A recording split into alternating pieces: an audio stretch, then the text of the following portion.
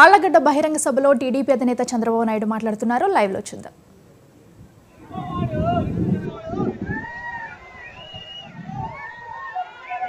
నంద్యాలలో అబ్దుల్ సలాం జ్ఞాపకం ఉందా? మర్చిపోయారా మీరంతా?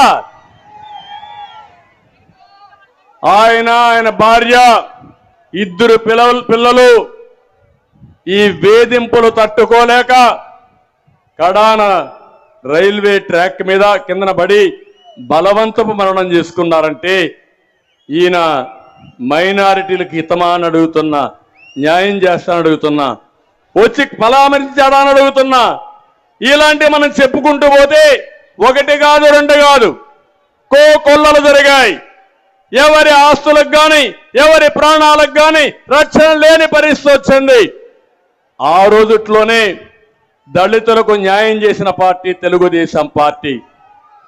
భూములు కొనిచ్చాం, 27 స్కీములు తీసుకొచ్చాం, మైనార్టీలకు 10 స్కీములు తీసుకొచ్చాం, విదేశ విద్య ఇచ్చాం, కానుకనిచ్చాం.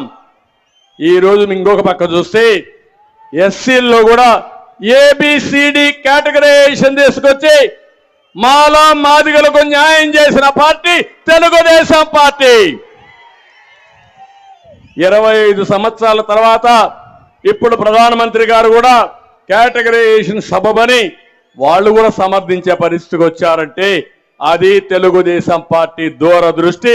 సమాజంలో ఏ ఒక్క వ్యక్తికి అన్యాయం చేయకుండా అందరికీ న్యాయం చేయడం తెలుగుదేశం పార్టీ సిద్ధాంతం.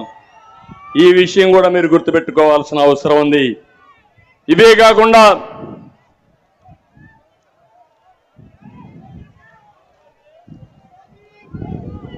ఇంకో పక్క మా తమ్ముళ్ళు ఉన్నారు ఇక్కడ, నిన్న ఈ రోజు మాట్లాడుతున్నారు.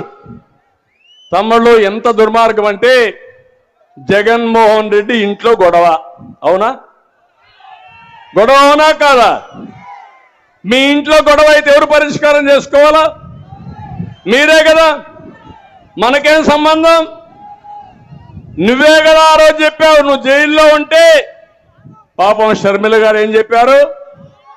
జగనన్న బాణం, జగనన్న వదిలిన బాణం రాష్ట్రం అంతా తిరిగింది.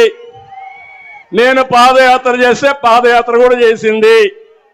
పార్టీ కోసం పనిచేస్తే తప్పట్లేదు. ఇప్పుడు ఎక్కడ తిరుగుతా ఉంది ఆ బాణం? నేను ఒక విషయం అడుగుతున్నా మిమ్మల్ని.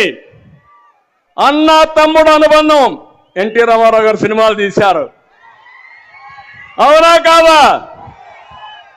భారతదేశంలో ప్రతి ఒక్క వ్యక్తి కూడా తల్లిదండ్రులు సంపాదించిన ఆస్తి ఒకే చెల్లుంటే ఆ చెల్లికి ముందు పెళ్లి చేసి ఆ అమ్మాయి బాగుండాలని కోరుకుని అవసరమైతే ఆస్తి కూడా అమ్మాయికి ఇచ్చి నేను కష్టపడతాను నా జీవితం కోసం ముందుకు పోతా. అవునా కాదా?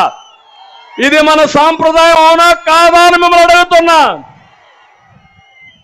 ఆ అమ్మాయికి ఆస్తి మీరు గొడవ పడతారు, నేను వచ్చానని నా మీద పడతారు. నాకేం సంబంధం? మీరు చెప్పండి. అంటే ఎంత దుర్మార్గుడు అంటే కడాన వాళ్ళ నాన్న ఇక్కడే. ఎక్కడ తమ్ముడు? ఎక్కడ? ఇక్కడే చనిపోయాడు కదా. నా ఫ్రెండు, నా స్నేహితుడు రాజశేఖర్ రెడ్డి 78, 81, 83 మేమిద్దరం కలిసే తిరిగాం. పాత రోజులు జ్ఞాపకుంటే మీకు అర్థమవుతాయి. మేమిద్దరం దగ్గర స్నేహితులు, రాజకీయ విరోధులు 83 నుంచి. నేను తెలుగుదేశం, ఆయన కాంగ్రెస్ లో ఉండిపోయాడు. కానీ ఒక విషయం మీరు గుర్తుపెట్టుకోవాలి. ఆయన నమ్మినవాడు వాళ్ళ తమ్ముడు వివేకానంద రెడ్డి లక్ష్మణుడు మారిగా ఉండేవాడు, రామలక్ష్మణుడు మారిగా ఉండేవాడు. అన్న మాట జమజాటన వ్యక్తి వివేకానంద రెడ్డి. ఏం తమ్ముళ్ళు అలాంటి వ్యక్తిని ఏం చేశారు? ఏం చేశారు? ఏం చేశారు? ఎన్ని డ్రామాలు ఆడారో చూశారా అని మిమ్మల్ని అడుగుతున్నా. నారాసుర రక్త చరిత్ర